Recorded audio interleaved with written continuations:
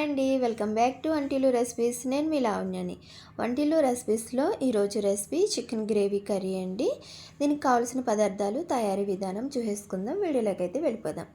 Okay, మన channel ఎవరైనా first time చూస్తుంటే ప్లీజ్ సబ్స్క్రైబ్ చేసుకోండి. నేను చేసే ప్రతి వీడియో మీకు నోటిఫికేషన్ ద్వారా వస్తుంది. ముందుగా చికెన్ వాష్ చేసుకోనండి. 2 టేబుల్ స్పూన్ వరకు red chilli powder, 1/2 tablespoon వరకు పసుపు వేసుకోవాలి. రుచికి సరిపడగా రాళ్ళుప్పు వేసుకోవాలి. 1 టేబుల్ స్పూను అల్లం వెల్లుల్లి పేస్ట్ వేసుకోవాలండి.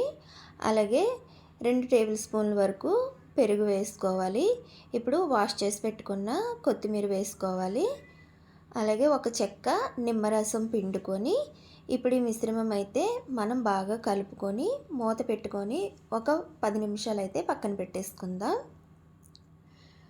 ఇప్పుడు కర్రీ అయితే చూద్దాం. ఒక కడాయి పెట్టుకొని 3 టేబుల్ స్పూన్ వరకు ఆయిల్ వేసి ముందుగా కట్ చేసి పెట్టుకున్న 2 మీడియం సైజు ఆనియన్స్ ముక్కలు వేసుకొని కొంచెం రాళ్ళుప్పు వేసుకొని మగ్గించుకోవాలండి. మూత పెట్టేసుకొని ఒక 5 మినిట్స్ తర్వాత అయితే చూద్దాం. ఓకే, ఆనియన్స్ అయితే బాగా మగ్గిపోయినాయి కదా. మనం ముందుగా మ్యాగ్నేట్ చేసి పెట్టుకున్న ఈ చికెన్ కూడా ఇందులో వేసేసుకోవాలి.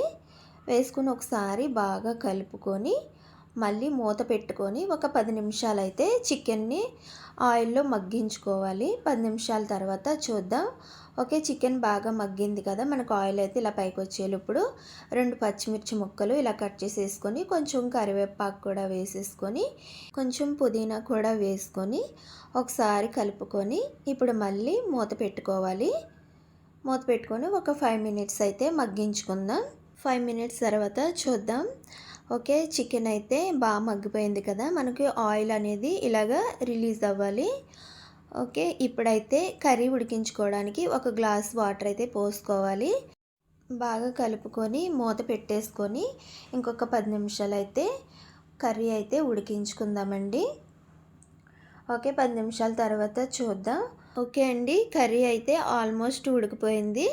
ఇప్పుడు మనం లాస్ట్లో కొంచెం కొత్తిమీర గార్నిష్ చేసుకొని ఇంకొక 5 మినిట్స్ అయితే మూత పెట్టేసుకొని తర్వాత మనం వేరొక బౌల్లోకి తీసేసుకోవడమేనండి. అంతే, వెరీ సింపుల్ అండి, టేస్టీ రెసిపీ అండి చికెన్ గ్రేవీ కర్రీ. ఓకే, మా రెసిపీ మీకు నచ్చిందని అనుకుంటున్నాను. నచ్చితే లైక్ చేయండి, షేర్ చేయండి. వంటిల్లు రెసిపీస్ ఛానల్ని సబ్స్క్రైబ్ చేసుకోండి. ఒకసారి మీరు కూడా ఇలా ట్రై చేయండి. మీకు ఎలా వచ్చిందన్నది నాకు కామెంట్ బాక్స్లో తెలియజేయండి. మరిన్ని రెసిపీస్ కోసం మన ఛానల్ని చూస్తూ ఉండండి. Thanks for watching. నెక్స్ట్ వీడియోలో కలుద్దాం.